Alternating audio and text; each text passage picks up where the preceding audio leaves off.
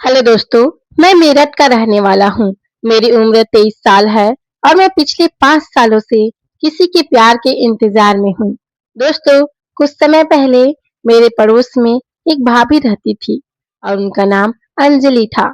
जब उन्हें मैंने पहली बार देखा, तो मैं तब से ही बस उनके बारे में ही सोचता था।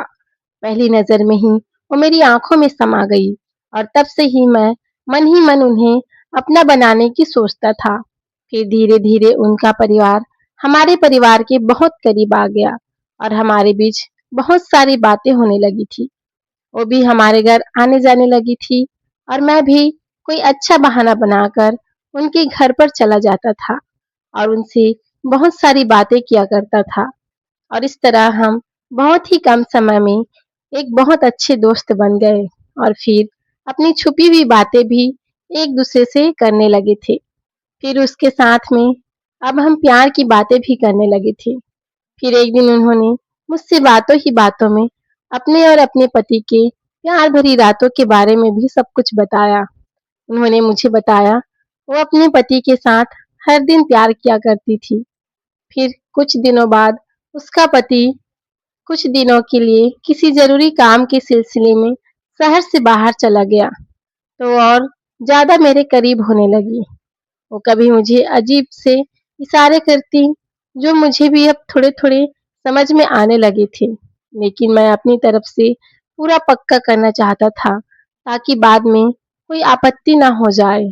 अब मेरे मोबाइल पर उनके कुछ ज़्यादा ही मैसेज आने लगे थे, तो मैं भी उन्हें वैसे ही मैसेज करने लगा था। और फिर हर रात को फ़ोन पर हमारी बातें होने लगी और कुछ प्यार भरी बातें भी हमारे बीच होती थी। फिर ऐसे ही 2 दिन निकल गए। बस हमारी फ़ोन पर बात होती और हम दोनों मैसेज भेजकर एक-दूसरे को अपने मन की बात बताते थे। लेकिन पहले हम दोनों में से कोई भी शुरुआत नहीं करना चाहता था। ना तो मैं उनसे बोल सकता था कि मैं आपको प्यार देना चाहता हूँ और ना ही वो मुझसे बोल सकती थी। हमारी बात दोनों तरफ से ही एकदम अधूरी थी और दोनों ही प्यार चाहते थे, लेकिन एक-दूसरे से कहने से बहुत डरते थे। और मैं सोचता था कि वो कभी कुछ गलत ना मान ले और वो भी मेरे बारे में यही सोचती थी।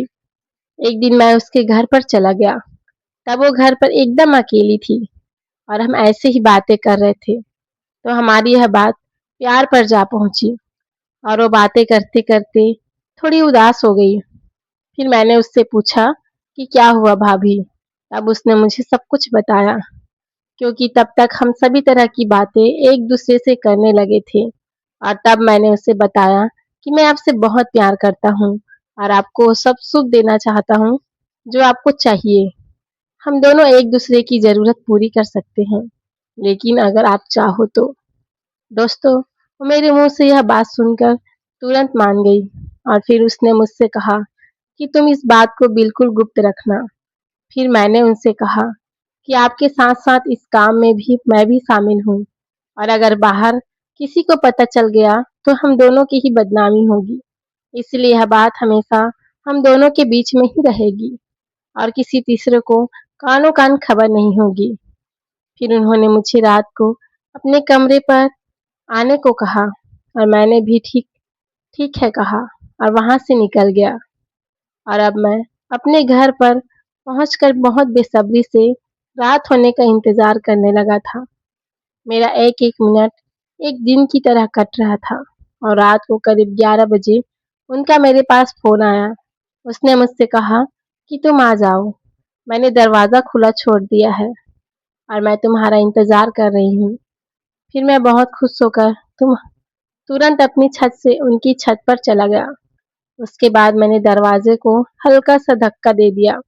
उन्होंने अपना ऊपर का दरवाज़ा ऐसे ही अटकाया हुआ था, जिसकी वजह से मेरा हाथ लगते ही वो खुल गया और मैं अंदर चला गया।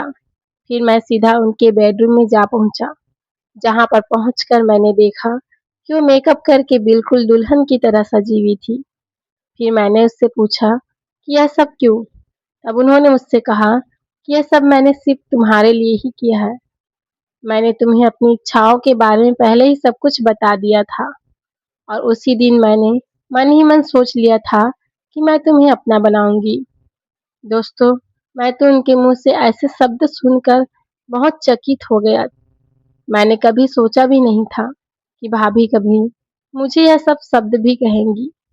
लेकिन अब मैं वो सब सुनकर बहुत खुश हुआ। हम दोनों ही एक दूसरे को पाने का सपना देखा करते थे, लेकिन एक दूसरे को बोल नहीं पा रहे थे। आज हमारी इच्छा पूरी होने वाली है। हम दोनों एक दूसरे के होने वाले हैं। दोस्तों, आपको स्टोरी कैसी लगी? यदि स्टोरी पसंद आए तो प्लीज़ चैनल को लाइक, शेयर एंड सब्सक्राइब करें। Thank you for watching.